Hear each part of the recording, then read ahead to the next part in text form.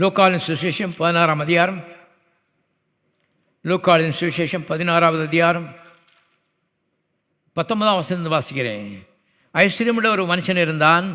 அவன் ரத்தாம்பரம் விலையேறப்பெற்ற வஸ்திரம் தரித்து அனிதனமும் சம்பரமாய் வாழ்ந்து கொண்டிருந்தான். லாசரு என்னும் பேர் கொண்ட ஒரு தரித்திரனும் இருந்தான். அவன் பருக்கள் நிறைந்தவனாய் அந்த ஐஸ்வர்யவானுடைய வாசலரே கிடந்து அவனுடைய மேஜையிலிருந்து விழுந்து துணிக்கைகளாலே தன் பசியை ஆற்ற ஆசையாக இருந்தான். நாய்கள் வந்து அவன் பருக்களை நக்கிட்டு பின்பு அந்த தரித்திரன் மறித்து தேவதூதரால் ஆபிரகாமுடைய மடியிலே கொண்டு போய் விடப்பட்டான். ஐஸ்வர்யவானும் மறித்து அடக்கம் பண்ணப்பட்டான். பாதாளத்திலே அந்த ஐஸ்வர்யவான் வேதனைப்படுகிற போது அவன் தன் கண்களை ஏறெடுத்து தூரத்திலே ஆபிரகாமையும் அவன் மடியிலே லாசருவையும் கண்டான். அப்பொழுது அவன் தகப்பனாகிய ஆபிரகாமே, நீர் எனக்கு இறங்கி லாசரு தன் விரலின்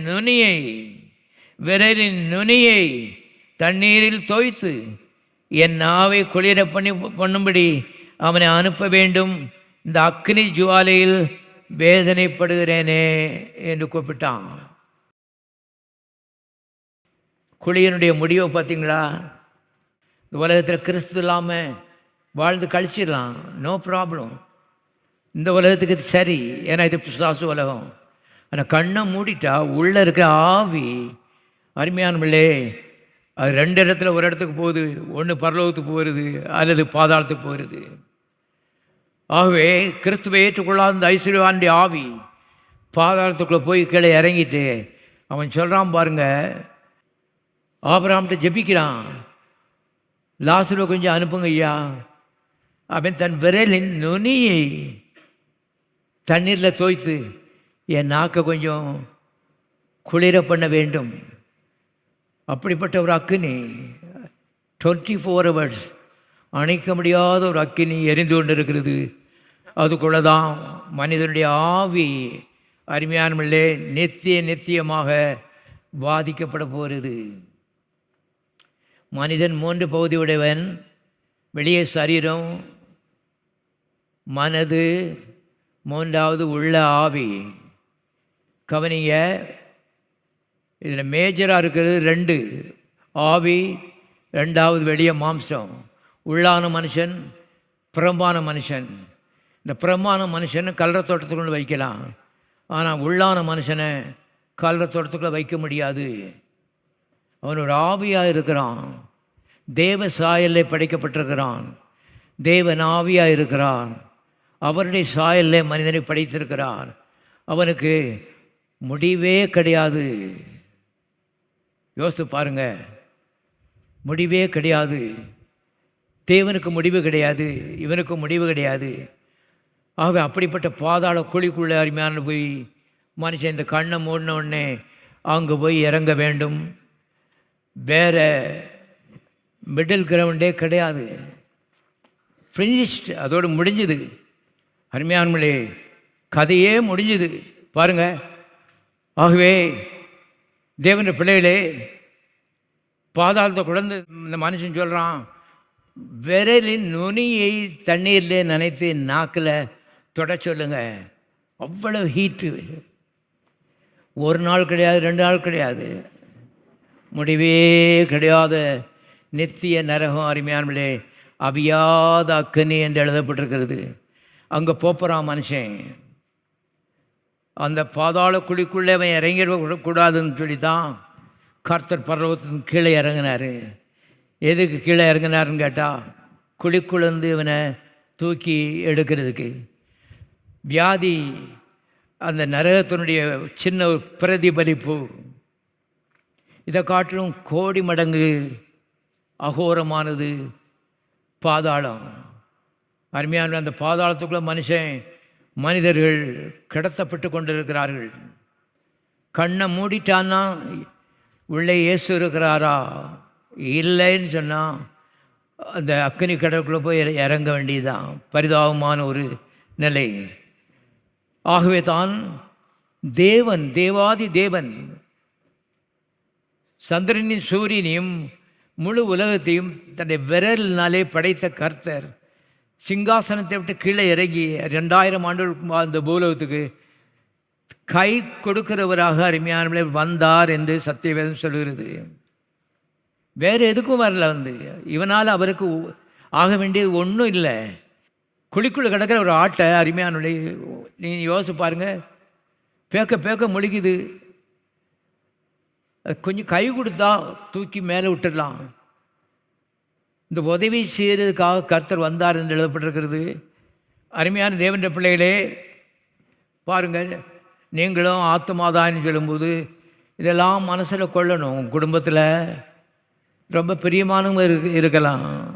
ஆனால் இயேசுவை ஏற்றுக்கொள்ளலைன்னா அவருடைய எதிர்காலம் பரிதாபமானது என்பதை திட்டமாக நீங்கள் தெரிந்து கொள்ளுங்கள்.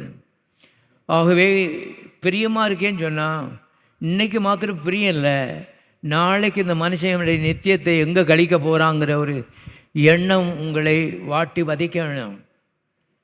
எண்ணம் உங்களை அப்படியே புரிய வேண்டும். தேவனுடைய பிள்ளைகளே பாருங்கள், அங்கே ஒரு அம்மா ஒரு நாள் சொன்னால், என் புருஷன் ரசிக்கப்படாத புருஷன் குடிகாரன், என்ன சொன்னாலும் கேட்க மாட்டான். கடைசியில் நீங்கள் இயேசு நாமத்தை பற்றி பேசுனீங்க ஐயா, நான் அங்கே போய் தூங்குன பிறகு தலையில் கை வச்சு இயேசுவின் நாமத்தினால இந்த மனுஷனுக்கு இருக்க எல்லா பொல்லாதாவியும் விரட்டி விடுறேன், இவனை கர்த்தருக்கு நான் வேறு பிரிக்கிறேன்னு சொல்லி கண்ணீரோடு ஜெபித்தேன். என்ன ஆச்சு நீங்கள் பார்த்தீங்கன்னா, அடுத்த வாரத்தில் இந்த மனுஷன் கோயிலுக்கு நானும் வரட்டான்னு சொல்லி கேட்டான்.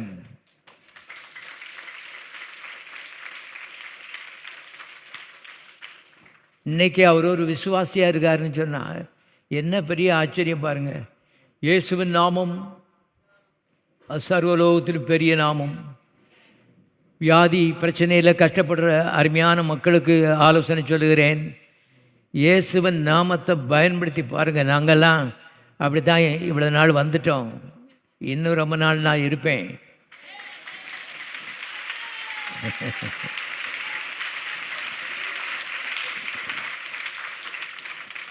ஒன்றே இயேசுவின் நாமம். அருமையான எல்லா வியாதிகளும் அந்த நாமத்தில் என்ன செய்யும்?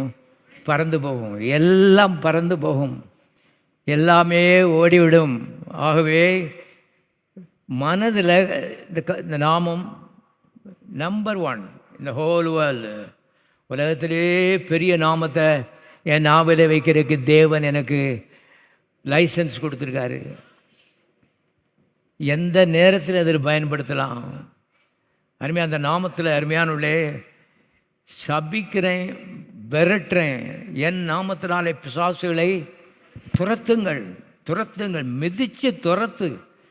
அவன் பாம்பு பூரா மாதிரி கொஞ்சம் விட்டியன்னா கொட்டி விடுவான், அவ்வளவுதான். ஆகவே அடித்து துரத்துறதுக்கு ஒரு பெரிய சக்தி பெண்களுக்கும் ஆண்களுக்கும் கர்த்தர் கொடுத்துருக்கிறார். இப்படி பெண்ணாக இருக்கலாம், ஆனால் இயேசுவின் நாமத்தில் ஓடுன்னு சொன்னால் அந்த நாமத்துக்கு பயந்தவன் என்ன செய்கிறான்? ஓடிடுறான். அருமையானுடைய இயேசுனா போதும்.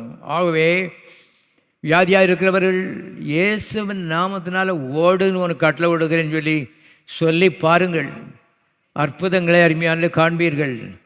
ஆயிரக்கணக்கான ரூபாயை ஆஸ்பத்திரி கொண்டு போட்டும், ஆஸ்பத்திரி போகிறதுல ஒரு தப்பு இல்லை, கொண்டு போட்டும் ஒரு பலனும் இல்லாதபடி எத்தனையோ மக்கள் மரித்து போகிறார்கள். அருமையானவர்களே, ஆனால் அதை அரெஸ்ட் பண்ணக்கூடிய ஒரு சக்தியை இயேசுவின் நாமத்தில் கர்த்தர் கொடுத்துருக்கிறாரு. தேவனுடைய பிள்ளைகளே கவனியுங்கள். ஆகவே இப்படிப்பட்ட பாதாள குழிக்குள் இருந்து மனுஷனை தூக்கி எடுக்கிறதுக்காக தேவன் இந்த பூலோகத்திலே இயேசு என்கிற பெயரிலே வந்தார். இதுதான் சுருக்கம். இதை மனதிலே ஆழமாய் வைத்து கொள்ளுங்கள். சகரியா தீர்க்கதரிசியின் புத்தகம் பழைய ஏற்பாட்டில் கடைசி பக்கங்களில் இருக்கிறது, மலியாவுக்கு முன்னால் இருக்குது. சகரியா 9வது அதிகாரம் 11வது வசனம். உனக்கு நான் செய்வது என்னவென்றால், தண்ணீர் இல்லாத குழியிலே அடைபட்டிருக்கிற உன்னுடையவர்களை நான் உன் உடன்படிக்கையின் இரத்தத்தினாலே விடுதலை பண்ணுவேன். கடவுளுங்க சொல்லியிருக்கார் பாருங்க. தண்ணீர் இல்லாத அந்த பாதாள குழிக்குள்ள இருந்து மனுஷனுக்கு அருமையான விடுதலை இருக்கான்.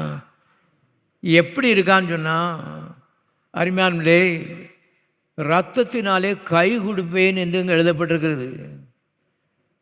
ஆகவே பாதாள குழிக்குள் இருந்து அருமையானே கர்த்தர் என்னை தூக்கி விட்டு விட்டார். 40 வருஷத்துக்கு முன்னாடி வாழவே எனக்கு விருப்பம் இல்லை. சாக விரும்பினேன், 100க்கு 100 சாவை நோக்கி ஓடினேன். அருமையான கர்த்தர் காலரை பிடிச்சி பின்னால் எடுத்துட்டார். அவர் வைத்திருந்த திட்டங்கள் எனக்கு தெரியாது.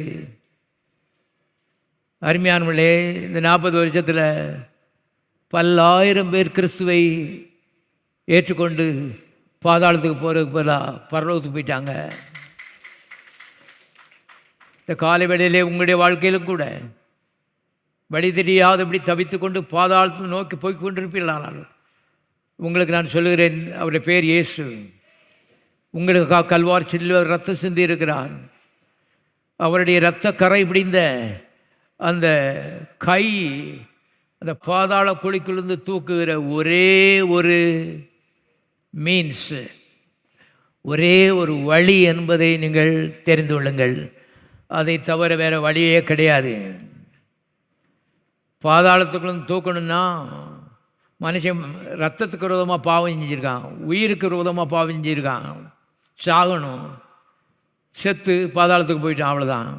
இப்போ இன்னொரு மனுஷன் அவனுக்காக ஜீவனை கொடுத்து, உயிரை கொடுத்து, ரத்தத்தை கொடுத்து, அருமையானவர்களே, அவன் பேரில் அவன் செய்த குற்றத்துக்காக இவன் தண்டிக்கப்பட்டு கை தூக்கும்படி அருமையானவர்களே வர்றான். அவன் செய்ய வேண்டியதெல்லாம் கையை கொடுக்க வேண்டியதுதான். ஐயா, நான் கையை கொடுக்கேன், என்னை தூக்குங்க, வேறு போக்கே கிடையாது. அருமையான கவனிங்கள்.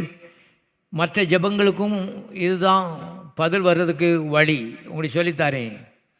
உங்களுடைய கண்மணிப்பும் உங்களுடைய உபவாசமும் எதுவுமே இல்லை தேவனுடைய பிள்ளைகளே. நான் 3 நாள் உபவாசத்தில் வந்திருக்கேன், நீர் பதில் கொடுக்கணும், அது ஜெபமே கிடையாது.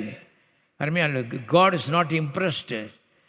கர்த்தர் அப்படி கார்னர் பண்ண முடியாது. ஆண்டவரே கை தூக்குறேன், ஆண்டவர் கை கொடுத்துக்கேன், உங்கள் கை பலமான கை, என்னால் அந்த குழிக்குள்ளேருந்து எழுப்பி வர முடியல, நீங்கள் தூக்கி விடுங்க, நீங்கள் தூக்குங்க, நான் ஏறி மேலே வந்துடுறேன் ஆண்டவரே, நான் வாழ விரும்புகிறேன். அவ்விதமாக சொல்லுவீர்களானால் அருமையானவர்களே, நிச்சயமாக உங்களுடைய ஜெபங்களுக்கு பதில் வரும் என்பதை தெரிந்து கொள்ளுங்கள். ஆகவே தேவனுடைய பிள்ளைகளே, யோபின் புஸ்தகம் 33வது அதிகாரம் 22, அவன் ஆத்துமா பாதாளத்துக்கும் அவன் பிராணன் சாவுக்கும் சமீபிக்கிறது. 1000 ஒருவர் ஆகிய சமராசி பண்ணுகிற தூதனானவர் மனுஷனுக்கு தம்முடைய நிதானத்தை அறிவிக்கும்படிக்கு அவனுக்கு அனுசாரியாய் இருந்தாரேயானால் அவர் அவனுக்கு இறங்கி அவன் படுகொலிக்கு இறங்காதபடிக்கு நீர் அவனை ரட்சியும். மீட்கும் பொருளை நான் கண்டுபிடித்தேன். மீட்கும் பொருள் என்பது என்ன? வாசிக்கலாம். மத்தேயு சுவிசேஷம் 20வது அதிகாரம். மத்தேயு சுவிசேஷம் 20வது அதிகாரம் 28வது வசனம். அப்படியே மனுஷகுமாரனும் ஊழியம் கொள்ளும்படி வராமல் ஊழியம் செய்யவும் அநேகரை மீட்கும் பொருளாக தம்முடைய ஜீவனை கொடுக்கவும் வந்தார். பாருங்க, மனுஷகுமாரன் எதுக்கு வந்தார்னு யான்னு கேட்டால், யாராவது நமக்கு தொப்பி வைப்பாங்களா, அங்கி போடுவாங்களான்னு சொல்லி இப்படி எதிர்பார்த்துட்டு இருக்கல. பாருங்கள், ஊழியம் செய்யவும் கடைசியாக தம்முடைய ஜீவனையே கொடுக்கவும் அவர் இந்த உலகத்திலே வந்தார் எழுதப்பட்டிருக்கிறது. ஜீவன் என்பது தப்பான மொழிபெயர்ப்பு. உயிர் என்று இருக்க வேணும். பாருங்கள், உயிரையே கொடுக்கவும் இந்த உலகத்திலே வந்தார். உயிர் எதில் இருக்கிறது? லேவியராகும் 17ஆம் அதிகாரம் 11ஆம் வசனத்தின்படி மாம்சத்தின் உயிர் இரத்தத்தில் இருக்கிறது. ஆகவே ஆண்டவராய் இயேசு கிறிஸ்து கடைசி சொட்டு இரத்தத்தையும் இந்த குழிக்குழுந்து மனுஷனிருந்து தூக்கி விடுவதற்காக அன்னை சிந்தி இருக்கிறார் என்பதை தெரிந்து கொள்ளுங்கள். ஆகவே அவரை அன்றி அருமையானவர்களே இந்த படுகொலிக்குள்ளிருந்து மனுஷனுக்கு விடுதலையே இல்லை என்பதை திட்டமாய் நீங்கள் அறிந்து கொள்ளுங்கள். ஆகவே கர்த்தர் ஒரு நாளிலே இரத்த கரை பிடிந்த அந்த பலமான வலது கரத்தினாலே என்னை பிடிச்சு தூக்கினார். இன்றைக்கு எனக்கு சமாதானம், சந்தோஷம், ஐஸ்வர்யம், ஆரோக்கியம், நீடிய வாழ்வு, முடிஞ்சால் சொர்க்கம், கண்ணை மூடினா சொர்க்கம், இவ்வளவு பாக்கியத்தை இலவசமாக கொடுத்துருக்கிறார். ஆகவே கர்த்தர் ஒரு நாளும் அவரால் உங்களுக்கு ஒரு நஷ்டமும் வராது. ஒரு நாளும் ஒரு நயா பைசா நஷ்டம் உங்களுக்கு வராது என்பதை மனதில் ஆழமாய் பதித்து கொள்ளுங்கள். அவராலே அருமையானே பாவ மன்னிப்பு, சாந்தி, நிம்மதி சொல்கிற உலகத்தில் தேடி தெரிகிறான். எல்லாம் இலவசமாய் அருமையானவர்களே மனுக்குலத்துக்கு கிடைக்கிறது. ஆக புதிதாக ஒரு வேளை இந்த காலை வேளையிலே யாராக வந்திருப்பீர்களானால் இயேசுவே என்ற உள்ளத்துக்குள்ளே வாரும் என்று அவருக்கு ஒரு அழைப்பு கொடுங்கள். பாருங்கள், இரத்தத்தினாலே அவர் நம்ம தூக்கி எடுக்கிறார் எழுதப்பட்டிருக்கிறது. ஆகவே அவர் கையை நீட்டும் போதே அதிலே அவர் சிந்தின ரத்தம் அருமையானவர்களே அது பூசி இருக்கிறது. ஆகவே தான் கடைசியாக ஒரு வசனத்தை வாசுறோம். வெளிப்படுத்தின விசேஷம் 5ஆம் அதிகாரம் 9வது வசனம். தேவரீர் புஸ்தகத்தை வாங்கவும் அதன் முத்திரைகளை உடைக்கவும் பாத்திரராயிருக்கிறீர். ஏனெனில் நீர் அடிக்கப்பட்டு சகல கோத்திரங்களிலும் பாஷைக்காரிலும் ஜனங்களிலும் ஜாதிகளிலும் இருந்து எங்களை தேவனுக்கென்று உம்முடைய இரத்தத்தினாலே மீட்டு கொண்டீர். எங்கள் தேவனுக்கு முன்பாக எங்களை ராஜாக்களும் ஆசாரிகளும் ஆக்கினீர். நாங்கள் பூமியிலே அரசாளுவோம் என்று புதிய பாட்டை செய்தார்கள், பாடினார்கள். பாவம் மன்னிக்கப்பட்டவர்கள், இயேசுவை உள்ளத்தில் ஏற்றுக்கொண்டவர்கள், கண்ணை மூடின உடனே அருமையானவர்களே சொர்க்கத்துக்கு போயிடறாங்கன்னு போட்டிருக்கு. அங்கே எந்த டார்ச்சரும் கிடையாது, எந்த துன்பமும் கிடையாது, எந்த வியாதியும் கிடையாது, எந்த பிரச்சனையும் கிடையாது. அங்கே கரம் கொடுத்த இயேசு அவர் தலைவராய் ஆண்டவராய் அவர் இருக்கிறார். சதாகாலமும் அவரை துதித்து கொண்டு இருப்போம் என்று எழுதப்பட்டிருக்கிறது. பாருங்கள், அவங்க ஒரு புதிய பாட்டை பாடினாங்களாம். என்ன பாட்டுன்னு சொன்னால், ஆண்டவரே குழிக்குள்ளே கிடந்தேன், என்னை மேலே என்ன செய்தீர், ரத்தம் தோய்ந்த கரத்தினாலே தூக்கி விட்டீர். அருமையான எல்லாரும் கரங்களை வைத்து கர்த்தரை சோதரிப்போம். குழிக்குள்ளே கிடந்த நம்மை கர்த்தர் அருமையான ரத்தம் கொடுத்து தூக்கி இருக்கிறார். நிச்சயத்தில் ஒரே ஒரு பாட்டை தான் பாட போகிறாங்க. என்ன பாட்டுனா புதிய பாட்டு. என்ன புதிய பாட்டுன்னு சொன்னால், ரத்தத்தினாலே எங்களை கரம் தூக்கி விட்டு. தயவுசு எல்லாம் எழுந்திருப்போம். எல்லோரும் அருமையானவர்களே நமக்கு குடியிருந்து தூக்கி விட்ட கர்த்தருக்கு 2 கரங்களை உயர்த்தி கர்த்தர் சோதரிப்போம். கோடி பேர் இன்றைக்கி சினிமா கோட்டையில் இருக்கும்போது நாம் தேவனுடைய சமூகத்தில் இருக்கிறோம். கோடி பேர் தற்கொலைக்கு நேராக ஓடிக்கொண்டிருக்கும்போது நாம் தேவனுடைய சமூகத்தில் சமாதானமாக இருக்கிறோம். அத்தனை இரத்த கரத்தினாலே அவர் நம்மை தூக்கி எடுத்தார். இயேசுவின் ரத்தத்துக்கு 6 கரங்களை வைத்து கற்று சோதரிப்போம். பரலோ பிதாவை நாம் துதிக்கிறோம். இந்த காலை வேளையிலே நீட்டப்பட்ட நம்முடைய கரத்துக்காக நன்றியோடு நாங்கள் சோதரிக்கிறோம். ஆண்டவரே, நாங்கள் உம்மை பிடிக்கவில்லை, நீர் எங்களை பிடித்தீர். ஆண்டவரே, நாங்கள் உம்மை தெரிந்து கொள்ளவில்லை, நீர் எங்களை தெரிந்து கொண்டீர். குழிக்குள்ளே இருந்து தூக்கி விட்டு விட்டு ஆண்டவரே, ஆண்டவரே பாதாள குழிக்கு கத்தாவே தப்பி வைத்தபடி நாம் துதிக்கிறோம்.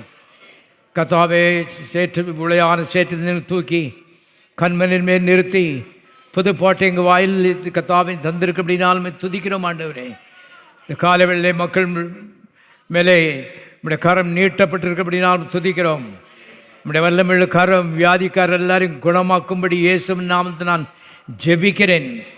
எல்லா வியாதிகளும் இயேசுவின் நாமத்தினாலே பறந்து போவதாக, எல்லா அதமாவதாக இயேசுவின் நாமத்தினால் தெய்வீக சுகத்தை உச்சரிக்கிறோம். கத்தாவை எடுத்துக்கொள்கிறோம். தகப்பனே, அவிதமாய் செய்கிறீர், ஜனங்களை ஆசீர்வதிக்கிறோம் இயேசுவின் நாமத்தினாலே. அப்படி செய்கிறதற்கு ஆமுக்கு நன்றி. தகப்பனே, அந்த குழிக்குள்ளே போகிற மக்களுக்காக பரிதபிக்கிற ஒரு உள்ளத்தை எல்லாருக்கும் அருளி செய்ய வேண்டும் என்று இயேசுவின் நாமத்தினால் நாங்கள் ஜெபிக்கிறோம். அப்படி செய்கிறதற்காக உமக்கு நன்றி. இயேசுவின் நாமத்தில் பிதாவே.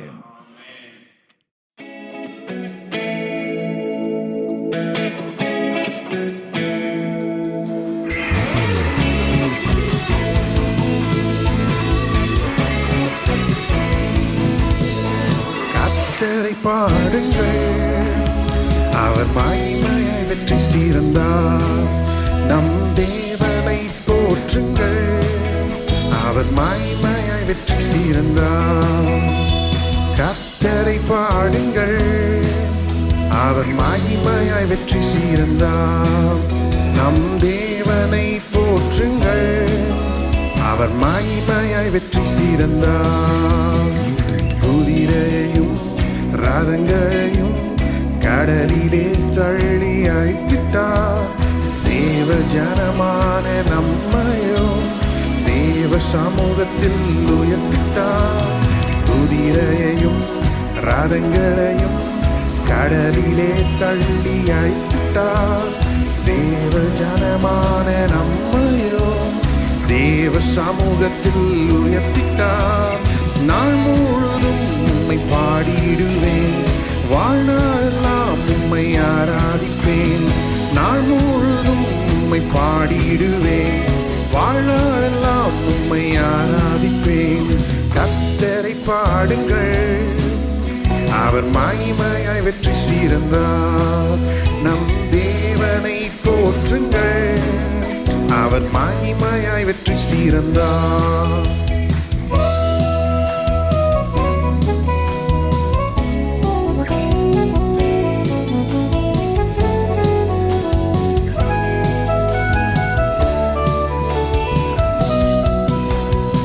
பவுலும் சீலாவும் துதித்த நேரத்தில் வல்லமை இறங்கி வந்தது. கட்டுகள் அறுந்தது, கதவு திறந்தது, தடைகள் எல்லாம் உடைந்தது. பவுலும் சீலாவும் துதித்த நேரத்தில் வல்லமை இறங்கி வந்தது. கட்டுகள் அறுந்தது, கதவு திறந்தது, தடைகள் எல்லாம் உடைந்தது. இப்போ எங்கள் மேலே இறங்கிடுமே, வல்லமையினால் நிரப்பிடுமே. இப்போ எங்கள் மேலே இறங்கிடுமே, வல்லமையினால் நிரப்பிடுமே. நான் முழுதும் உம்மை பாடிடுவேன், வாழ்நாளெல்லாம் உம்மை ஆராதிப்பேன். நான் முழுதும் உம்மை பாடிடுவேன், வாழ்நாளெல்லாம் உம்மை ஆராதிப்பேன். கர்த்தரை பாடுங்கள், அவர் மகிமையாய் வெற்றி சிறந்தார். நம் தேவனை போற்றுங்கள், அவர் மகிமையாய் வெற்றி சிறந்தார்.